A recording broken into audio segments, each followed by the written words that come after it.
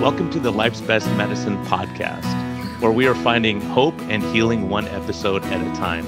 No appointment needed, no rubber gloves, and no coping.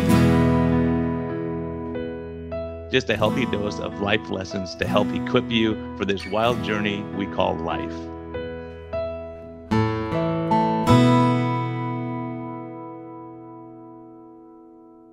Hey everyone, this is a friendly reminder that we are here for entertainment purposes only. We may not even be that entertaining at times, but this is not medical advice. Talk to your doctor, check with your healthcare professionals before making any lifestyle changes or medicine changes. What we're talking about is our clinical experience and what we've seen. And so if you really want our advice, you can consult us. You can actually consult me as a doctor, or you can consult my guest and get all your questions answered. But we can't give free medical advice because we can't pay our bills with that. But we can help to educate you a bit and allow you to think a little bit. And always reach out to your medical professional before making any lifestyle changes. Thank you. Hello, everyone. I want to thank my sponsors again, Keto Mojo and Health Code. They're doing some great stuff, both great companies. Very honored to be sponsored by them, and I'm thankful that they can bring us these great stories. It's February already. That means our New Year's resolutions are now. We're saying, do we really want to keep doing this? How are we going to stay on that track? So both of these companies will help us stay on track. Keto Mojo, of course, being able to check your ketones and glucose levels and make sure your diet is doing what it's supposed to be doing. A lot of people just finished their carnivore month, so it'll be fun to see what their labs look like and what their sugars are doing. And so Keto Mojo, keto-mojo.com, it's a valuable tool. I use them all the time to double check our continuous glucose monitors and to monitor ketone levels. I've been having a lot of fun with some friends lately, experimenting a bit with them and their lifestyle changes. And I do see that Jason Fung is correct. When people do a little bit of an extended fast, their ketones do go up.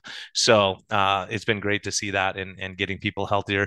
And also along that same path, we have our friends from Health Code, Get Health, GETHLTH.com. MetHealth is a discount code that we worked out for our listeners. Get a discount for the best nutrition around. They even have a vegan option and also a 20-year shelf life on their metal cases, vacuum sealed, for those of us who are doomsdayers and worried about the end days. So all you need is a little water in that, and that's all you got. You don't have to dehydrated, terrible food that's not even healthy for you. You might as well get some good health and enjoy your time if things go south. So thank you again, both my sponsors, and enjoy this episode. Hello and welcome back to the Life's Best Medicine podcast. This is a first for me. Ganesh, I'm gonna have you tell me your last name because I'm gonna butcher it because it's like Lenskis. Everyone gets it messed up. But he wrote a book and people reached out to me. You should have this guy on their podcast. So I was like, yeah, I really don't like to do that. I like to know the person. And then I started reading about the book and what you stand for in your life and your journey. I'm like, I want to talk to this guy. So what a blessing to have you on. And plus we have more in common than we thought, actually, now that we're starting talking. So Ganesh, tell people your last name and your background. I know you went to the Indian Institute of Technology, so you're a science guy. And all of a sudden you're talking about religious stuff. How does this happen? Yeah, first of all, thanks, Brian. Thanks for having me on here. So I appreciate that. My last name is Venkataramanan, which is 14 letters, so you don't have to count. And I decided when I would write my book that there's no way anybody's going to find me on Amazon, so this is why I changed my name for the book. But I am a science guy, an engineer by background. I'm a chemical engineer. And I don't know if you've heard of the Indian Institute of Technology or not, but it's kind of like MIT, but it's a little harder to get in, And if you didn't know that we were smart, we would remind you about that every few minutes, so you would know by the end of our conversation. So, I came from a background like this, a lot of smart people. Uh, really was not a Christian. Didn't think much of religion. Actually, I was an atheist in college. How about Um, growing up as a kid? yeah. Did your family raise you in it? Like I grew up, I mean, okay, there's a God, but we never went to church or anything like that. But how about as a Right. kid growing up in your family? Was religion part of your family life? Religion was part of my family life. My family, I grew up in a Hindu family, and so going to the temples and so on was a part of our life. So I found it very ritualistic. I didn't think much about it. This is what my family did, hence, this is what I did. It is only when I became a little older, about 16 or 17 years old, I started asking questions and found that I really had a tough time with some things in the religion that I grew up with. Probably the biggest on that was the caste system, which I begin to think as saying this actually seems to differentiate between the value of people based on who they are. And that's something I struggled with. And then as I started poking at it, I said, I'm not sure I think much of this idol worship either. This seems to, it begs the question, did God create man or did man create God? Right. And so it seemed to me it was growing up as a Hindu, that was a God that we had created as a culture, rather than a God who had created us. So that was my upbringing. And then I went to college, and amongst a lot of engineers and a lot of scientists and a lot of highly analytical people, I became an atheist. Um, which was actually very interesting because it allowed me to look at life through a scientific lens. I still look at life through a scientific lens and say, is there evidence for it? What is the evidence for it, right? And so if someone actually tells me you cannot ask questions about this topic, that really bothers me. It's like, why can't I ask questions? I do have questions. I want to know the answers, right? Well, you can imagine as doctors for the last 3 years, we go, what about this? I have a question about this, and you can't answer those. Shouldn't we be able to ask questions if Right. if we're of a certain faith? I welcome people. Go, Brian, why do you believe this? Right. Right? Exactly. And especially a Exactly. guy like you who's an analytical mind going to MIT, the harder MIT to get into, and you say, well, I'm an intellectual. I don't need God, right? Right, exactly. And it is not that I actually went through an intellectual exercise and decided there wasn't a God. It's just that everybody around me was an intellectual and none of them believed in God. So it was actually I realized later I was simply belonging to that tribe. Right? It was easy to belong to that tribe, right? But I did have questions, and with no answers. Didn't think much of it. Went on to came here to the US many years ago to get my master's in engineering. And remarkable set of events took me on a journey which started in atheism and went to being a Christian. You know, maybe the first of those was I was the first place I visited in the U.S. when I moved to the U.S. The first city I was in was New Haven, Connecticut, where Yale University is based, and met a professor there who the comment made about him was he is the amongst the best in his area, which happened to be origin of life research. He was part of Yale Medical School, and he's also a Christian, right? And that really got me intrigued because the two worlds to me were two independent worlds. It's like, why would someone who is at Yale Medical School, the best in his profession, is a professor, and he is also religious? And to me, the worlds didn't collide, and it certainly didn't make any sense. I just figured, it's just one of those things and moved on with life. Didn't think too much about it. His name was Dr. Fred Sigworth. It was many years later, I was reading a book by Lee Strobel called The Case for a Creator. And he talked about a group of scientists who had taken out an ad in the New York Times saying we're skeptical of evolution. And he named about four or five professors, and one of them was Dr. Fred Sigworth. It's like, I know this guy. I've actually met him. I mean, he was like one of the first people I met in this country, right? Wow. So what Uh, made you pick up that book?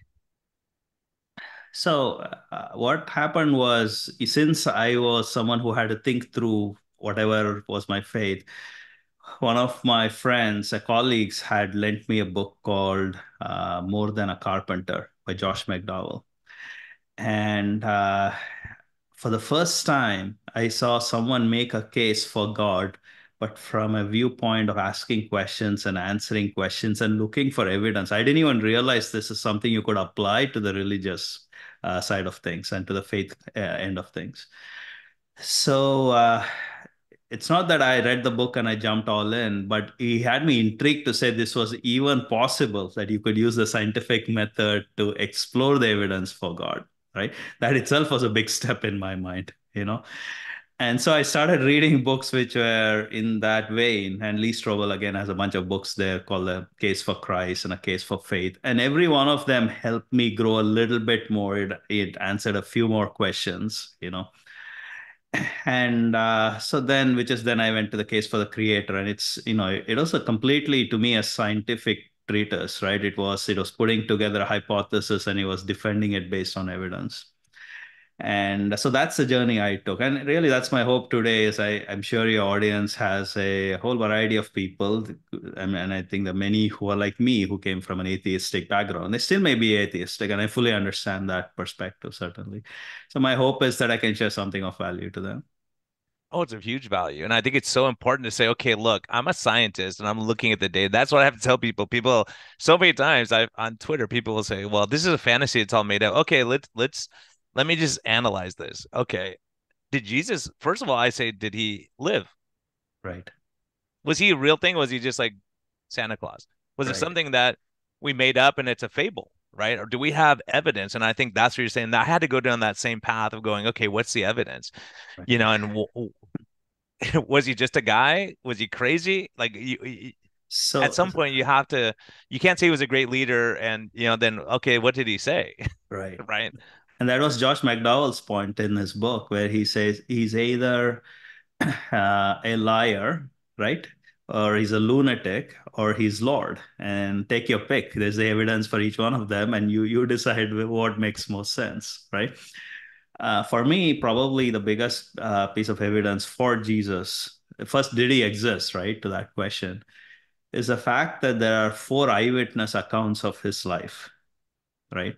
We call them the Gospels for Christians, but they're really eyewitness accounts. So, if you think of someone 2,000 years ago, or even for that, someone 100 years ago, before we were born, right? How do we know this person existed, right?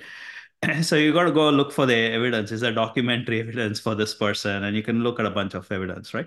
So in case of Jesus, there's four eyewitness evidence of people who grew up with him in his ministry and recorded it, right? They recorded not only things which are positive in their favor, they recorded a lot of stuff which was negative in, which reflected negatively on themselves, For example, Mark in his eyewitness account made the comment that when Jesus was arrested, there was a young man who was standing there wearing only his loincloth, and then they grabbed at him and he runs away naked, right? Now that young man was Mark himself, and so he was simply recording eyewitness evidence. He was not trying to make himself look good or bad, right?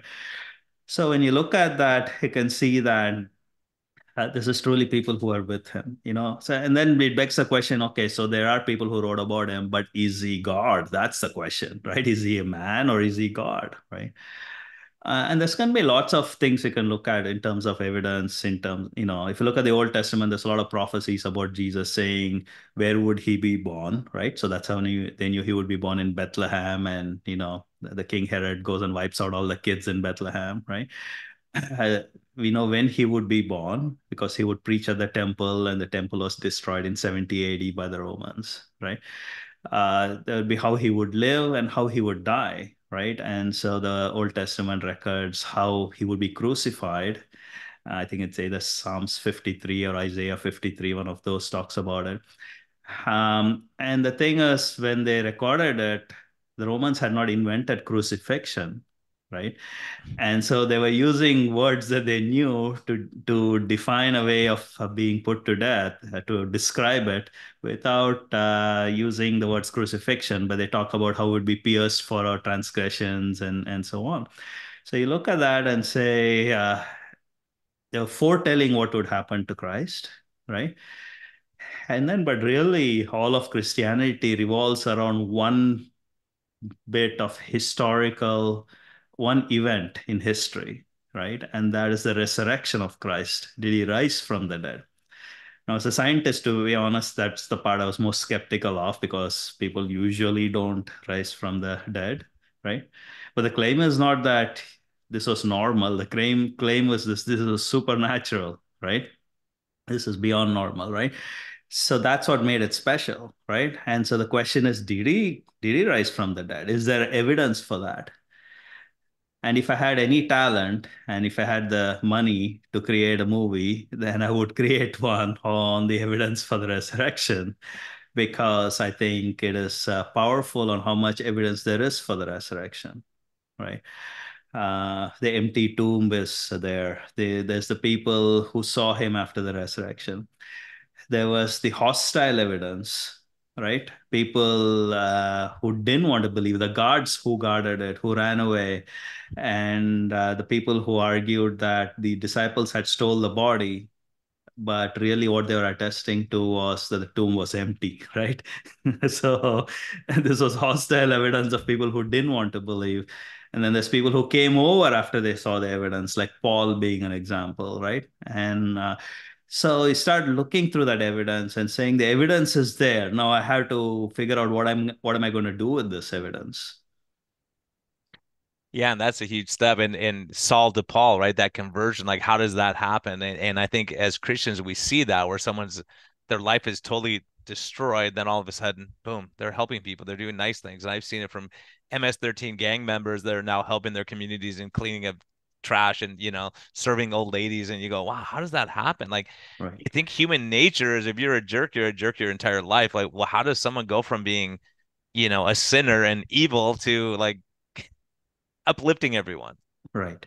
And that change of heart is probably one of the best evidences we can look for today, right? Is to say somebody has dramatically changed, not in any way that we can see that it helps them, right?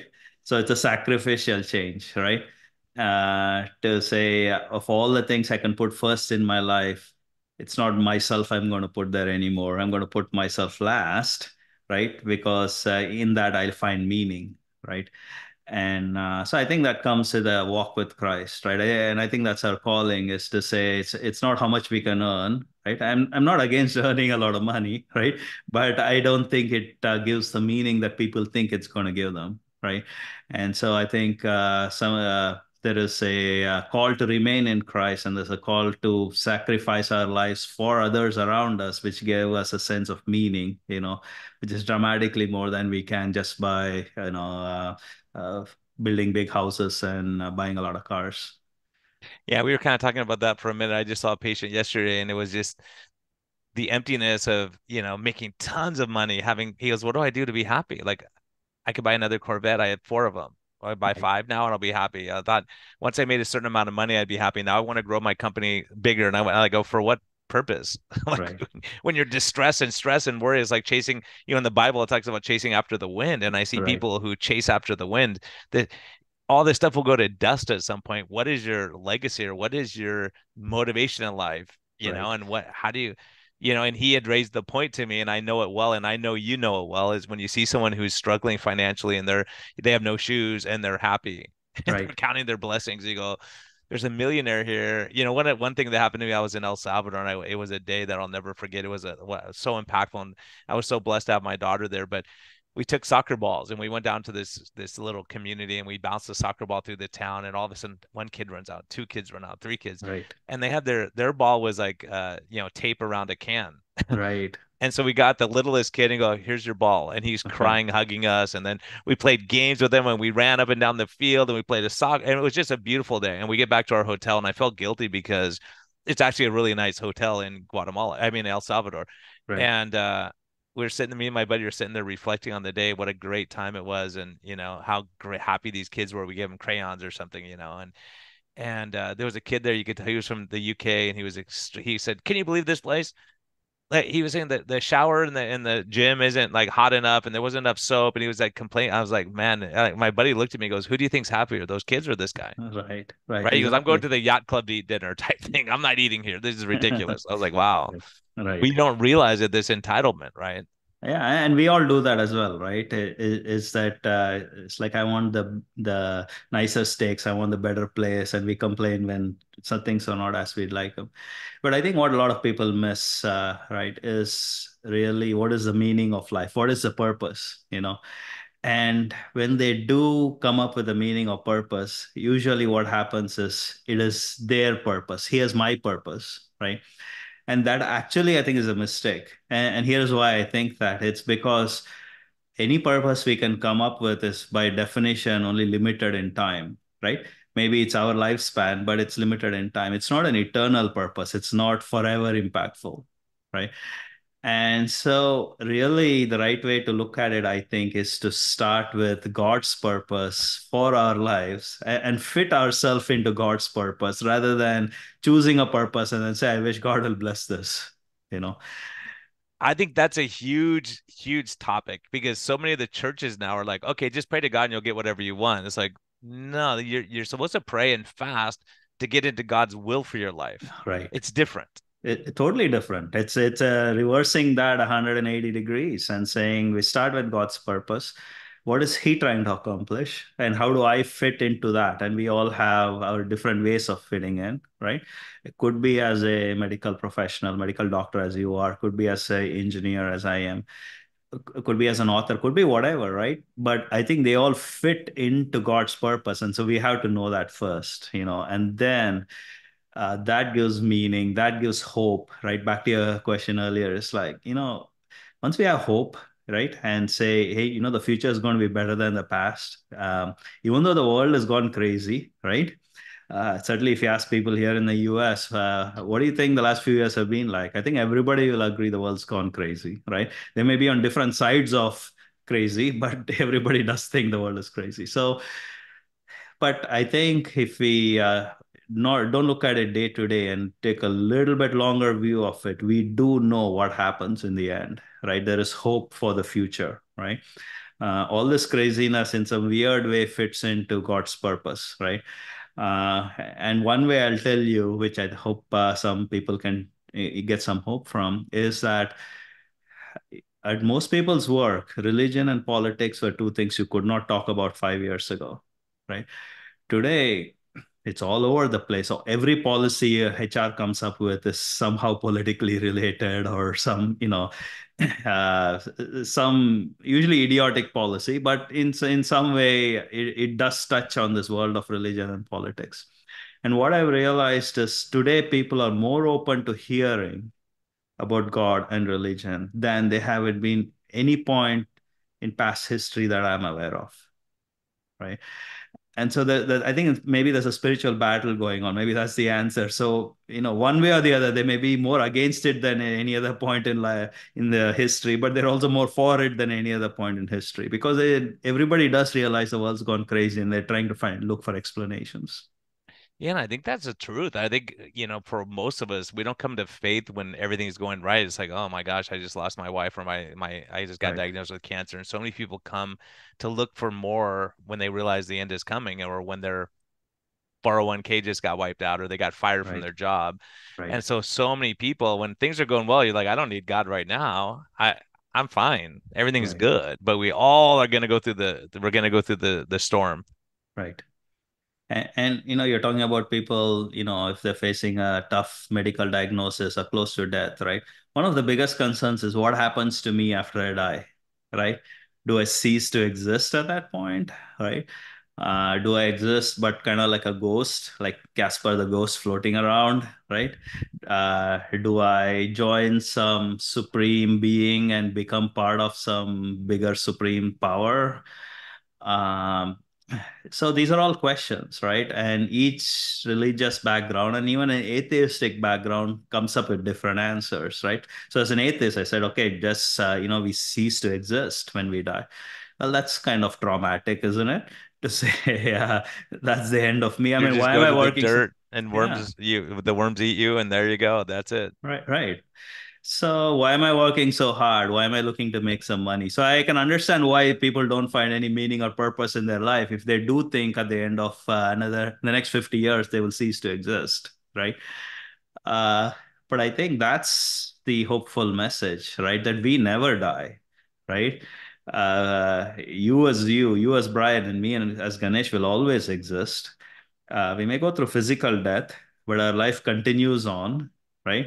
We exist as ourselves. We don't join some supreme being and become some additional molecules as part of that supreme being, but we are ourselves. We retain our identity. And really, heaven is the place we're searching for, right? Because everybody is an activist of some kind for some kind of justice, and the world should be a better place and so on. Well, the world will be a better place. Well, that place is called heaven, right? Because there will be no tears, there will be no sorrow, right? But it's also important to know what will be there, Uh, and most Christians, if you ask what is heaven like, they will tell you it's like a really long church service, right? So there's this feeling that, there's music and you keep singing and singing and singing. And I might like music, but I don't like it that much to do this for eternity, right? That would be hell, actually. Yeah, So, and you're in your little white outfit and you're floating around like an angel, right? And so, yeah, and you go, okay, is there more to that, right? yeah. Now, I think there is science in heaven. I think there is sports in heaven. I think there is discovery. I mean, most of the fun is in the discovery, right? The journey of discovery. And there will not be, we'll never run out of things to find out and discover. I don't think Jesus just gives us an answer manual and says, here are all the answers you ever wanted, right? I think he lets us discover it for eternity. I mean, he does say, no eye has seen or no mind conceived what it's going to be like, right?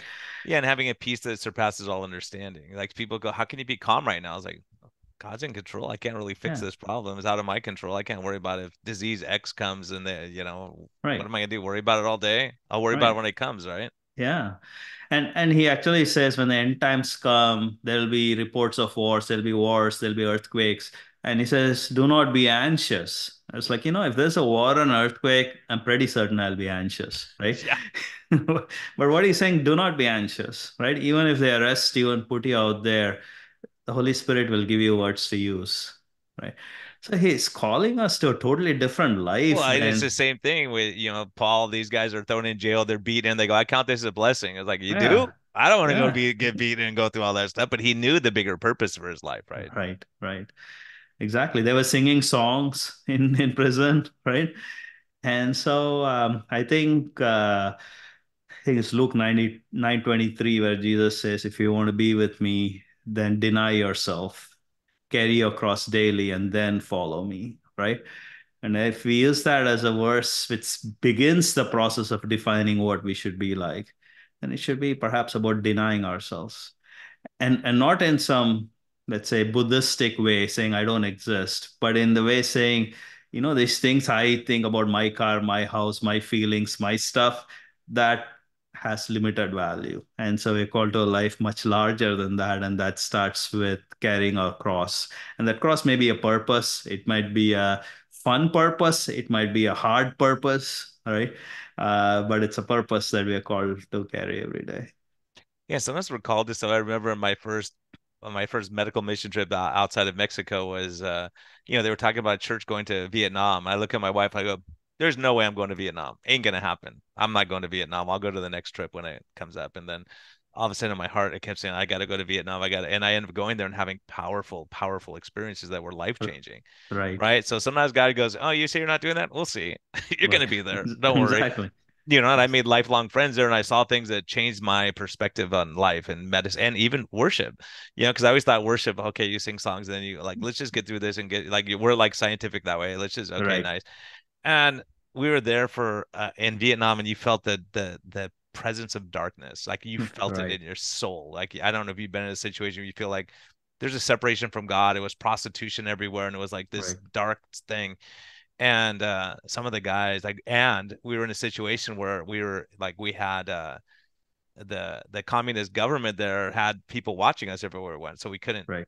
you can't evangelize, you get thrown in jail, right? Right. Right. Anyways, we some of the guys say, hey, let's go in, there's a little break room, let's go in there. Okay, so we're going there talking, they go, let's worship.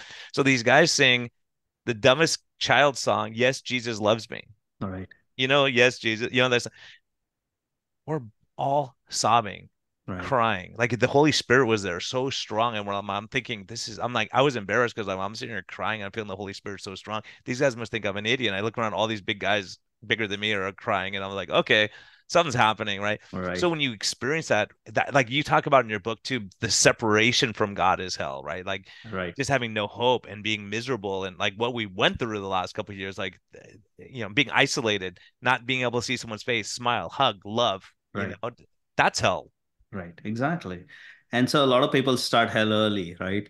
And because they're doing it right now, but they don't have to be, right? And so the thing is, I think heaven starts early too. We don't have to die to go to heaven. It's starting a relationship with God, right?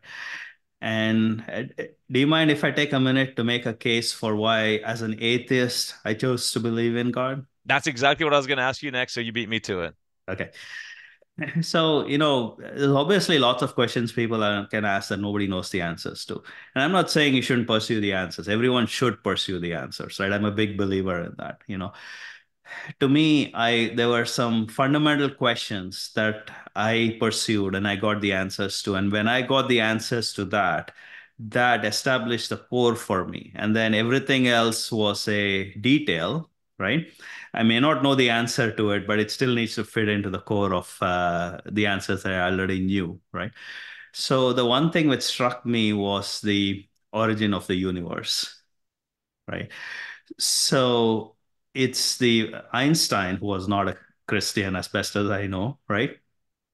Came up with this general theory of relativity, right? And most of us think of gravity as two masses having a force between them, and this is a Newtonian view of gravity. Well, his general theory of relativity thought of gravity very differently. It said the masses curved space, and then space told matter how to move. Right. So he had a different view of it. And this is super simplistic view of general theory of relativity. But, and he used that to predict the working of the universe. And to his surprise and horror, it predicted an expanding universe.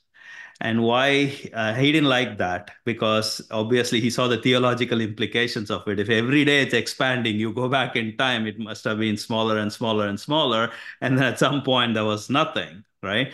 And then that pointed to saying, how did it come about? Why did it come about, right? And so he saw that it led to God at the back end. So he fudged his equations, right? This is Einstein, by the way, the man of the century. He fudged his equations to predict a static universe. But other people were using his equations to predict more things. And Hubble, amongst other people from California, used his telescopes to show that the galaxies were actually flying apart. And you could see the shift, the red shift, as they call it, right? And so Einstein, by the time, was also coming around to the idea that maybe the universe was expanding. And when he met Hubble, and I think it was in maybe 1930 or 1931, also came to the conclusion that there was a Big Bang. The Big Bang was actually a joke. They called it, oh, so you're saying there's a Big Bang which started it. So that was the whole joke, right? But the name stuck. And now there's a problem of saying if there was a Big Bang, it's not just what are the equations which define it, which is what as a scientist I would think about. But really the question was, why was there a Big Bang? Right? Nothing existed at some point in time, and suddenly time and space Just some big bang happens. happens. That's what happens when when you ask questions, then people all of a sudden go, for instance, I've talked to professors about this and they go, like, it just happened. Like, so life just happened. Right. So two pieces of rock hit and lightning and water, and now you have life. Right. Now out of that life, you have all this evolution that happens, and we don't have all these intermediary forms, but you postulate that they had to be there. But then, so when you start looking at it, you go, wait a minute. So show me another example on Earth of all the science we have where something comes from nothing, where you have Right. something get more ordered than you talk about in the book too, is more ordered from less ordered. Right.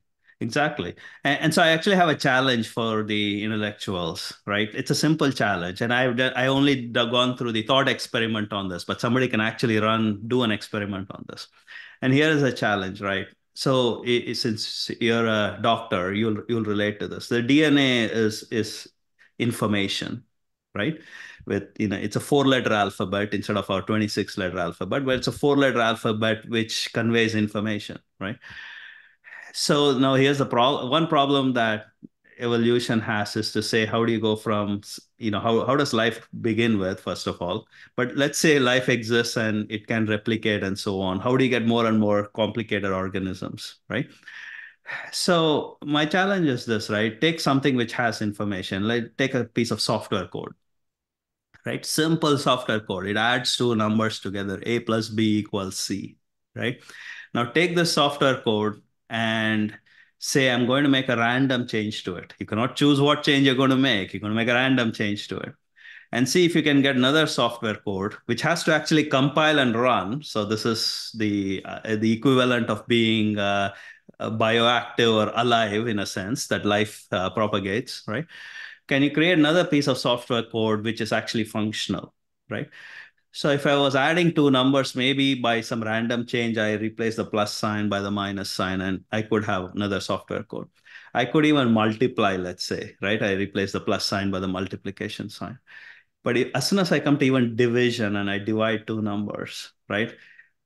I might divide by zero. So I have to now put another set of functionality to say, do not allow a divide by zero. So now I got to add on more complication to my software code, right? So what does it take to go from just adding two numbers in to create a more complex software course, like a full-blown calculator? You can do square roots, cube roots, you can square it, you can do all kinds of stuff. What does it take to get there? What does it take to go to a full-blown like Mac operating system or Windows operating system, right? Remember, only random changes. You can make any change you want, but it has to be random. And then that piece of software code you created now has to be functional, right? So I don't think you can do more than super minor changes. And the equivalent in the DNA world is somewhere between, for every between 10,000 and 10 million changes you make, which are detrimental to your code, maybe you could have one change which is positive to your code, right? And can create some change.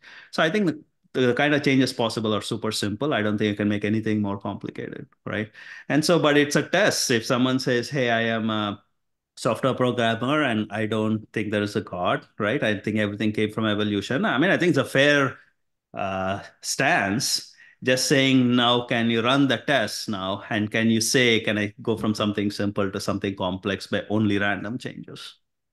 Yeah, exactly. And you don't see cars form in the middle of the desert. Someone had to put that car there. It had to be built. Right, It didn't just two rocks in the wind blew right and you have a car. How much more complicated is the human body with our eyes breathing without thinking about it and our eyes blinking when you don't think about it? We're making right, how fascinating the human body is. Like no one can design that.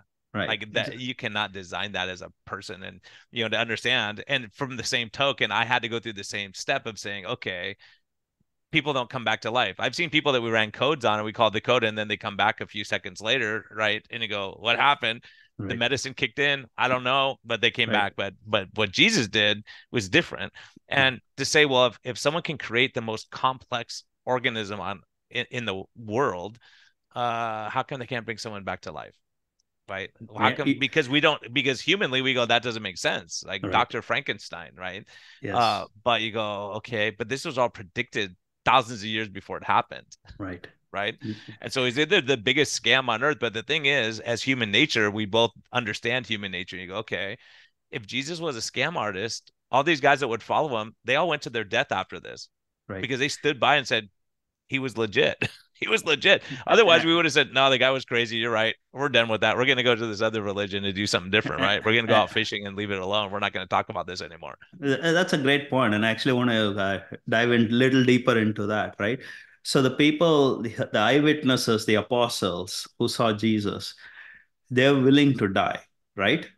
But they were a lot of people are willing to die for an idea, however, right? So it's Yeah. not that they're willing to die for an idea or what they were not even willing to die for what they believed. They're willing to die for what they saw and their testimony, right? So if they hadn't seen it, why be willing to die for it? They got nothing, no gains from it. They didn't get any money. They Yeah, didn't you get have any nothing to power. gain. Yeah, And then you make yourself the idiot in the book. Instead of saying, I was the hero, I came and saved the day. They're like, oh, right, yeah, I ran and I was scared and I denied him three times before the rooster crows, right? right. And Yeah. so that's the difference between I think the death of the apostles and really martyrs or even people in any other religion or any other context who are willing to die is they tend to be willing to die for what they believe, but what they believe could be wrong, right? In this case, they were dying for what they saw, not for what they believed, right? Now Yeah. you and I may stand for what we believe, but they stood for what they saw. Exactly. And that's the whole thing is like all the time people say, prove your faith to me. It's like, I can't prove it. It's faith. Right, Faith can't be proved because it was right, proof. It would be proof. It would right, be paper, It's, whatever, you know. right. So It's I think a there's a foundation that they can work on, and there's reasonable evidence, right? I think the last step is a step of faith, but to me, it's faith. At least in my case, it was faith based on the evidence, right? Not faith in spite of the evidence, right? And what happened to you when all of a sudden you're thinking about this from a scientific perspective? Then Mhm. you go, this guy Jesus is real. I mean, this is a real story. This is real. This is the savior of the universe. Like, how did you change from being atheist to this time and going, intellectually, this guy, did you have a change of heart? Did you have a change, like an experience that happened to you? Or just go, I just know this is true? So for about 5 to 6 years, I evaluated and I was on my journey to Jesus in a sense, and I was at different churches. I was evaluating it. Did it make sense? What are they saying exactly? And so on. And I was sitting one day in a church service, and for some reason, I had this feeling that if I don't accept Christ today, I would never accept him. I would just keep asking questions and I would be on this endless journey and I would be in a paralysis of analysis. And so then went up. I guess the service was just ending, so I was the last guy in a sense. It's kind of like C.S. Lewis describes it. I was the most reluctant convert in Christianity. It was one of those. I didn't jump up and say, I love this. This is what I want to do. I was like, I don't want to do this, but I have to do this, Yeah. right? And then I didn't know what to expect. I didn't know if lightning would strike me. I didn't know if I had to behave differently and so on, because I'd never met anyone. I didn't know anyone as a close friend who was a Christian. And so this was all a intellectual journey all of this time, trying to understand things. And so then nothing changed overnight and nothing changed in a month or a year. But after I looked back after 5 years and 10 years, everything had changed, right? The core of who I was had changed. My hungers and ambitions didn't go away, but my hungers and ambitions were different, you know.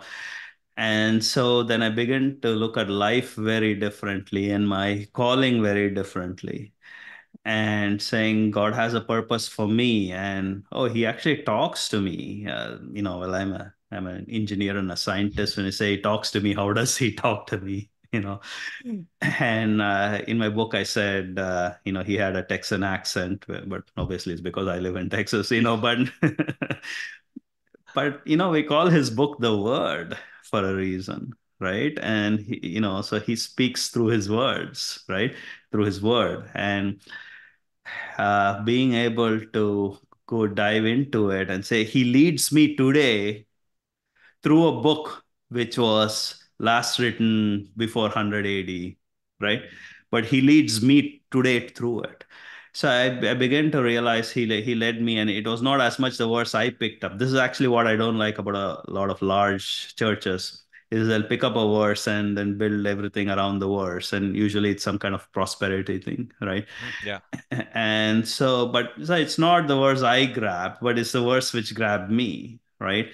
And the Holy Spirit was reminding me of what Jesus spoke, right? And so when I began to realize it was a daily walk with Christ, right? Then it's like, wow, he's the creator of the universe who was obviously so smart to build all of this together, and he cares about me and my life and my day, right? Trivial that as it is in the context of eternity, right? And so, I mean, it's a story of losing one sheep out of 100 and caring more for the one he lost than the 99 which he had, right? And I think that's true of each one of us. So I think it gives us great value for life. It gives us great value for our own life and our own time, and our own purpose, right? Yeah, and the impact you're going to have on your community, your family, your friends, and how you're going to treat people, it does make a difference, you know. And I Right. think, one of the things we see, there's a hostility towards Christians becoming stronger and stronger on one side, and then a lot of other people are more seeking. And like you're saying, I'm seeing the same thing, or so many people are saying, "Hey, I never thought about this stuff, but now I'm thinking about it." Right. And I've had so many people pull me into meeting rooms and conference rooms at workplaces and say, I don't understand the world. It's gone crazy. And they're looking for something, some kind of stability and some kind of security, something to depend on. And everything that they thought they could depend on, whether it's this country or the institutions or or Stanford or Harvard or whatever suddenly coming crashing down, right? Yeah, and science. And so people say, I trust the science. I go, okay, let's look at the science. How many studies have been retracted in the last 3 years, right? Exactly. Where's your foundation? If my foundation's in science, is my foundation in my finances, my foundation in how many awards I have hanging on my wall? Right. I mean, when you start saying what is my foundation, and that's why I said a long time ago, it's like your foundations are going to be shaken. You better get your foundation on the rock. Right. And actually, science has a serious issue. If we base our lives on evolutionary science, right, which most of us do as scientists, certainly, right? There is one huge problem, and the problem is this, right? What the driving philosophy there is survival of the fittest, right? So if I could be fitter by lying to you than telling you the truth, why would I not lie to you, right? Yeah. And And why so, watch out for the old lady on the corner and let her die because she's feeble, right, right? That's the yeah, mindset. that's a mindset. And so, She's so just I extra think carbon for some people, right? yeah, yeah, exactly. And they're consuming oxygen. That's all it is. So the life has no value, first of all, but neither does scientific research saying, why should I trust the science when the scientists may very well just be trying to survive? And therefore, if they feel they can survive by making up stuff, they'll make up stuff, right? I'm not saying that's what they do. I'm just wondering why more people don't do it because that's their foundation, right? Well, for me, the last few years, I've seen medicine where I've said like Judas got a raw deal because he only got a few coins. Some of these guys got a lot more than Judas got. And Right, so one of the most, and I would love to hear your take on this. One of this the people who's really makes my brain struggle is Judas. Like, how can he be in the presence of Jesus? You see it, you see the impact, right? And you betray him. right. How can that be when you are in the presence? I mean, I've always thought, was he just set up that he was going to have to be the scapegoat and it had to happen and he had to be the guy? Or is it that he was oblivious or he was just evil? Like, what's your take on this guy? Yes, so he won't be the only one, right? So I'll take a somewhat little bit of a detour to try and answer that question. If you think of the coming of Christ, the second coming of Christ, where Christ comes to rule the world for a millennium, for 1,000 years, right? At the end of 1,000 years, Satan is let loose, and people will still rebel against Christ, right? And these are people who've lived with him for 1,000 years under his lordship, right? And the reason I think is this is when God created the universe, he has control of everything except one thing, that's our free will, right? We can choose to do things, and we can choose to say I do not want to go with him. I want to be my own lord, right? We can choose it, right? And I think Judas chose it, right? The 30 coins of silver was simply the tempting point, but really he chose to be the Lord of his own life, you know. And we all have that temptation on a daily basis, and often we succumb to it, to be honest, you know. Mhm. Uh, yes, it was said of D.L. Moody that what inspired him was a statement which said, "The world has not seen what God can accomplish to someone who totally is in submission to God." Right? It inspires me too, but I don't. I think most of us really don't are not as much in submission to God as we should be, right? So we all struggle with that because He has given us a free will. You know, it is simply that we can use that free will to reject Him at some point, and He doesn't coerce us. And really, hell is a fair thing, right? Because He says, as C.S. Lewis says, one out of two things happen. You know, we tell to God, thy will be done, or he tells us, thy will be done. And hell is actually our will if that's what we choose, right?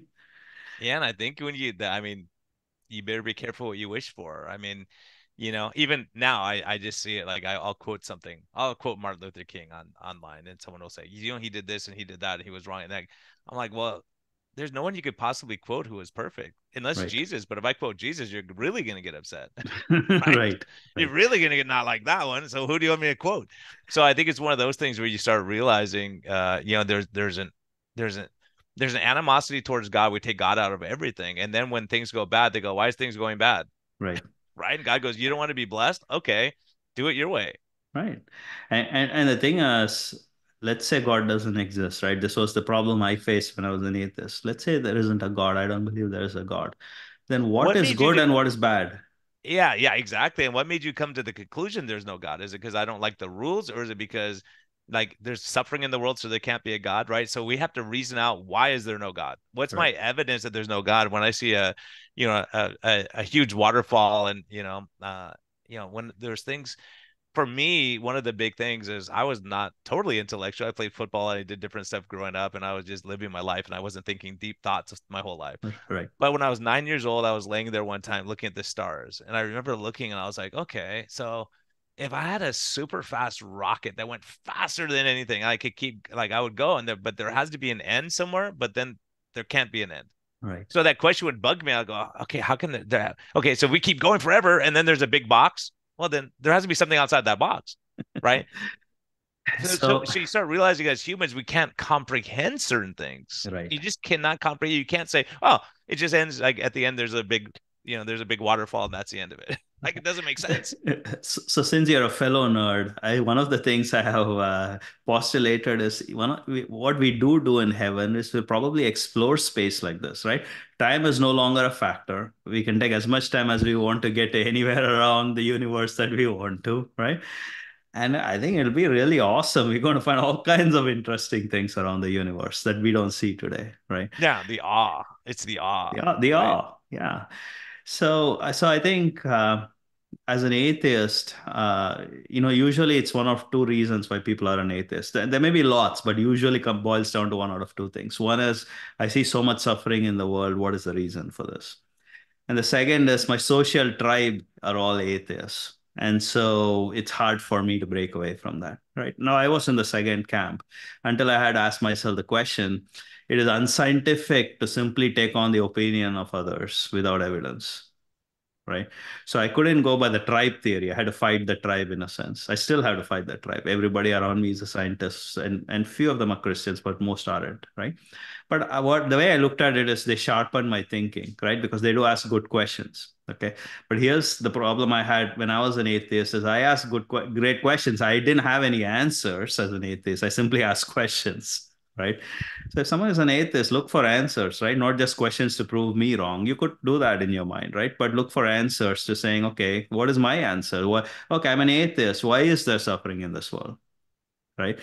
And if you follow that thought process long enough, you come to the conclusion there's actually no such thing as suffering because there isn't a standard to say what is good and what is evil and why is something good and why is something evil. And if it is simply it's evil because I feel it's evil and it's good because I feel it's good, great. Just change your point of view, then assume everything is good. Then you don't have any evil and your question self destructs, right? Yeah, and that's the point is people go, well, it's whatever society thinks is good. Yeah. Okay. So if I grow up in an area where everyone's a terrorist and they blow themselves up for a cause, is Right.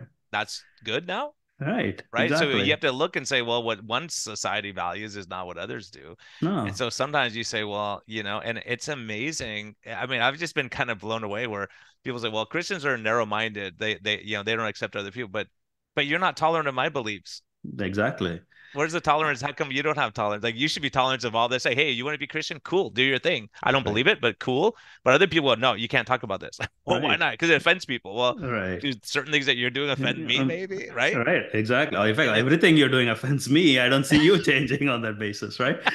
yeah, it's just amazing how you see it, And so from an intellectual standpoint, it's funny because so many people go, Brian, you check your intellect at the door. This is all fantasy stuff, right? To them, that's how they see it. Right. And you go, well, I've experienced things in life. Ganesh has experienced things in life, right? And so the That's more that's how life I saw experience. it too, right, Brian? That's how I saw it too, saying you had to check in your brains at the church store. That's exactly how I saw it, right? Until somebody got me curious enough to start asking questions. And I followed the answers and said, actually, the evidence is stronger than I thought it was, right? And it didn't happen overnight or so, but over some time, I came to the conclusion that actually my answers as a Christian were better than the answers I was giving as an atheist. As an atheist, I couldn't answer the question, why was there evil? Right? I couldn't answer the question of what gives meaning to life, right? What is my life purpose? Why do I exist? Right. So, so then I said, actually, I was not born in the Western world. Nobody asked me for my passport when I became a Christian. They accepted me as I was. So I actually found it very open-minded of people to accept me without putting a boatload of conditions and things that I had to do to qualify for it. Right?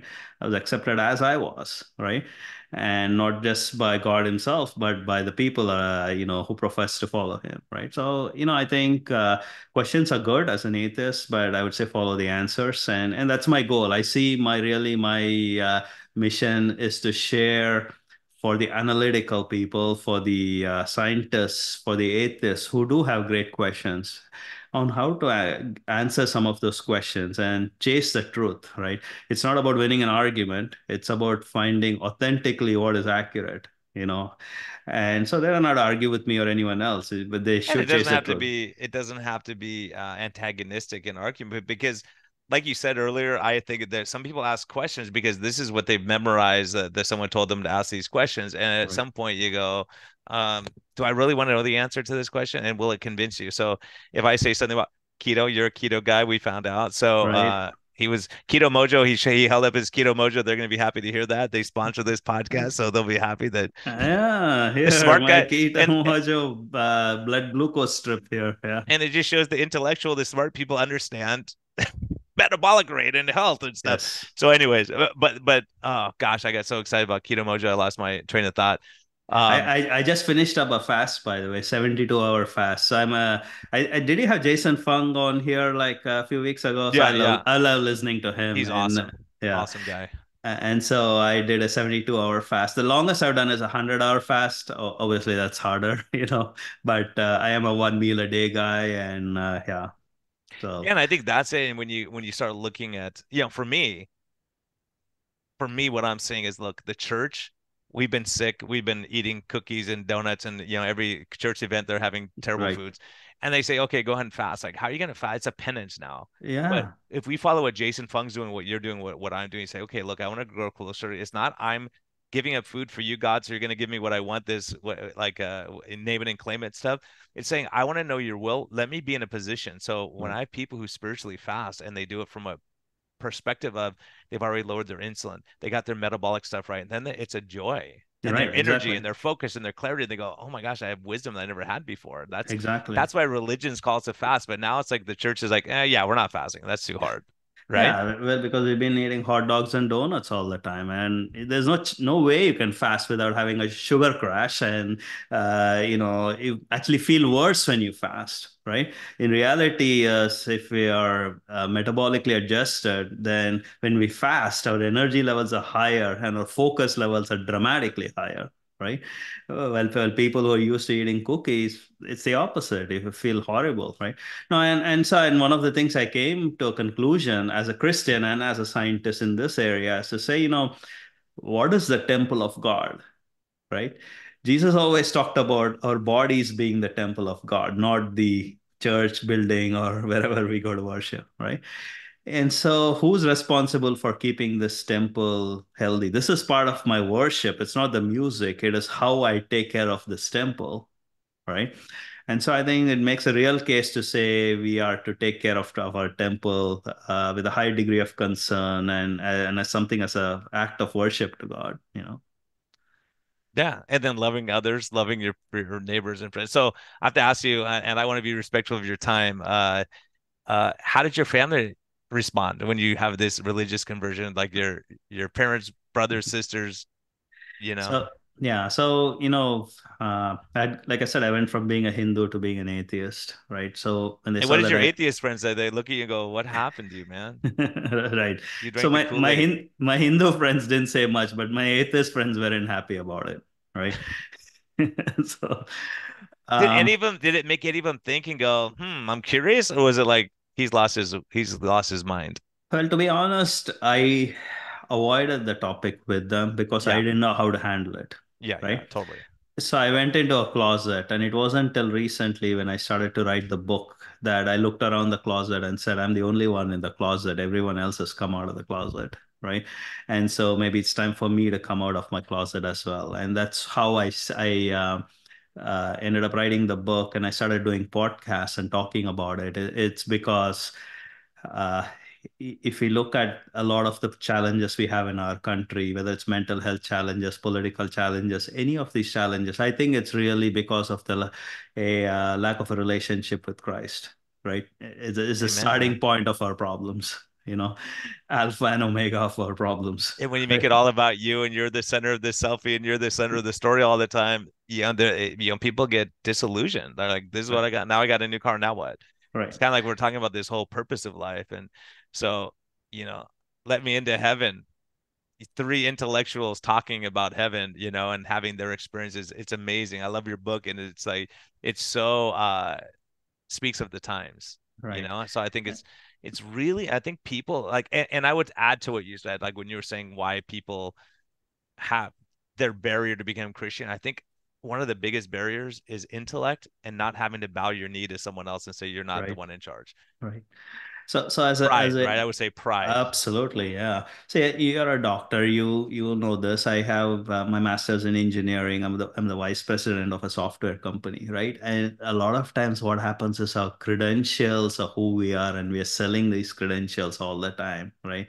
And to say I'm going to bow down my knee to someone else, or someone else is a lot of my life, and I'm not the standard by which things are defined, right? It's a hard thing, right?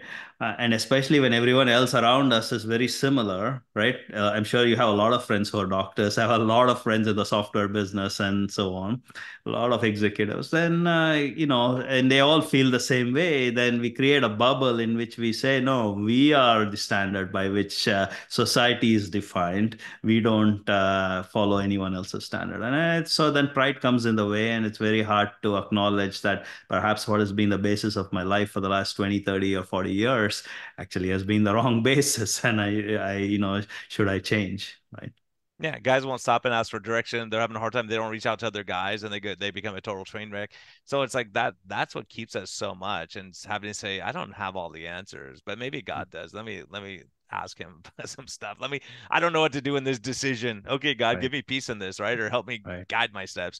So, having that faith is so huge. And I see it when I first met you. I go, oh, this guy's great. I knew, like, you see that Christ coming from you. I mean, that love and kindness, and you want to help people. And your book is outstanding, and Thank you. it Yeah. just makes people think. I think it's a good intellectual challenge to say, intellectually, is this true? So Right. for so many of us, religion is a emotional thing, and I've seen that. But Right. so much of it's intellect. You don't check your intellect at the door, and I would say to Christians, don't check your intellect at the church door. Be able to ask your pastor, like, hey, why are you saying it this way? That doesn't fit with what Jesus is saying, right? Yeah, So exactly. yeah, because Eh, that's how cults start, because people don't question. They go, oh, they said it's true, so it's true. I'm not going to think for myself. So, exactly. Exactly. and having a And guy smarter than me here who agrees, it makes it even better. so I think, the beautiful thing is we don't have an intermediate between us and God, right? I mean, we are related to Christ directly, not through the church pastor, right? And they can help us understand a few things necessarily, but we don't need necessary their insights. We can start to learn and read and grow ourselves, and really, that's our calling: is to remain in Him, right? In John chapter 15:7, it says, "Remain in me. If you remain in me, then you can do all things. Without me, you can do nothing." Right. And so, and I think that goes to the eternal nature of what we can do if we remain in Him, right? So that's a beautiful thing, that nothing I do will be a waste. It'll be all, it is meaningful, will continue to be meaningful, and will continue and have eternal impact, right? All right, man. Next time we'll have our atheist friends on and we'll have a debate. How's that? Hey, I'm all for it. But instead of a debate, we'll have a discussion, right? My goal is Yeah. not to argue with them. My goal is to simply show, look, there is evidence here. You make up your own mind, right? Yeah, exactly right. I mean, Yeah. that's the bottom line. I think that's the thing. Like, here's my evidence, take it or Yeah. leave it, right? Right. Yeah. Here's my evidence for this, taking this medicine or not taking this medicine, the risk and the benefit. That's what we discuss about. Right. And Right. so that's why, from a Christian perspective, I mean, there was things that I didn't like the one parable about the guy who works all day in the field, and then the one guy comes at the very end and they get paid the same amount. I go, wait, that's not fair. The guy Right. works all day. It's not fair. And Right. then Jesus was making the point, like, look, if you come to me in the last day, like, it doesn't mean that if you're 80 years old, you can't come to Christ, right? But Exactly. you do miss out on the blessings that you would have had your entire life living this way. Exactly. So if at the end, intellectuals listening, if Ganesh and I are wrong, what penalty do we pay? being decent to our wives, having a good family, loving our neighbors, being kind to each. So I go, okay, I was wrong, whatever.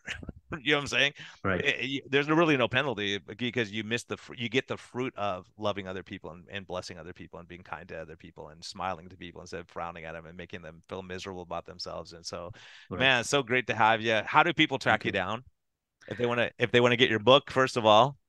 So the book's on Amazon, easiest place to get it. Let me It's into called heaven. Let Me Into Heaven. It's under the name of Geeves, Geeves. Everybody asks me, why did you come up with that name? Well, those are my initials, Ganesh Venkataramanan. And my daughter, Grace, did the art for the book. So is it the two GVs? So I call it the GVs, and the name kind of stuck, you know. Awesome. Yeah. They could reach me on Instagram. It is GV's official is the handle there, or Twitter. Um, it's cause underscore first, like first cause, like God being the first cause, but it's cause first with an underscore in between. Or Awesome. if you don't remember all that, just go to my website, Let Me Into Heaven, and it'll link to all the social media accounts. So my goal is not as much to sell stuff. I mean, even though there's a book on sale, it's not that I care that much about selling books. It is about being able to have conversations. So I hope to be a resource for anyone who's on this journey or has questions or just wants to think through things, right? And my hope is that I could be that friend and a resource for them. No, it's amazing, man. I'm so blessed to have you on. This is great stuff. Now I have to ask you, I have to put you on the spot at the end and say, hey, what's life's best medicine for you? Ganesh, what's life's best medicine that where do you go Hope. when things are hard? What gets you through? I think I kind of have an answer, but what do you have to say about that? Hope, eternal hope, right? And I mean, hope is saying the future will be better than the past, right? And a big problem with a lot of us is we have the opposite, which is stress, right? We have the stress that the future will be worse than the past, right? Or the present. And so it's hope to say, on a day-to-day basis, things can go up and down, but I do know what the future is like. I know exactly what it is like, right? It's a lifelong relationship with Christ. It can go up and down, but so did his life, right? There's a joy just in being in that relationship. He promises certain things in this life as part of that relationship. It's not money and power, but it's the love, joy, peace, patience, right? And what we call the fruits of the spirit, right?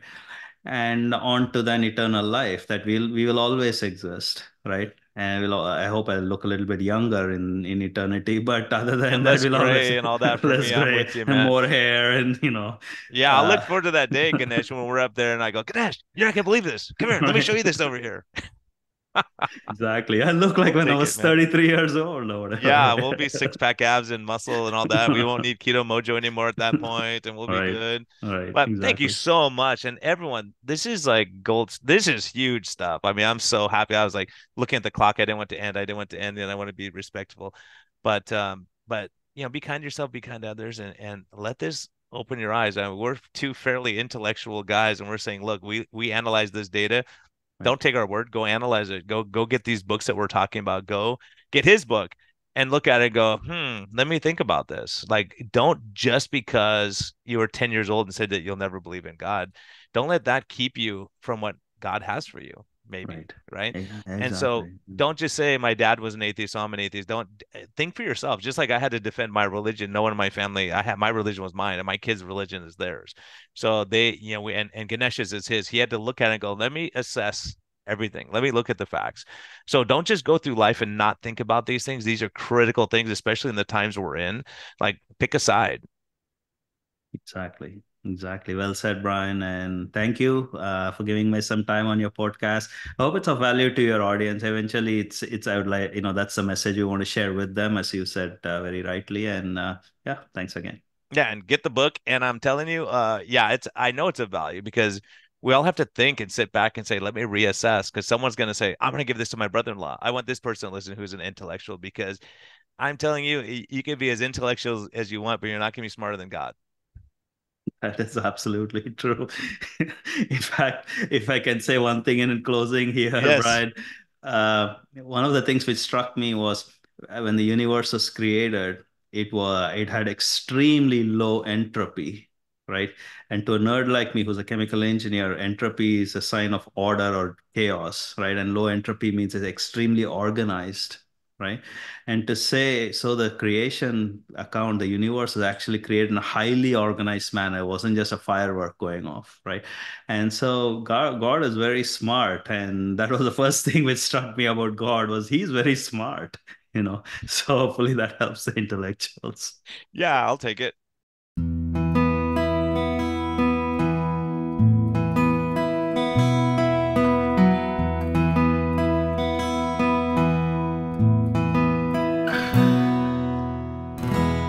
Thank you for listening to this episode. We greatly appreciate your support. We would greatly appreciate a positive thumbs up on all of the platforms like iTunes and Spotify or wherever you're listening. And we just thank you for our Patreon supporters. We greatly appreciate your help in getting this message out. We think there's a lot of important information. And hopefully this helps you. Have a great day, and thank you for listening, and thank you for your support.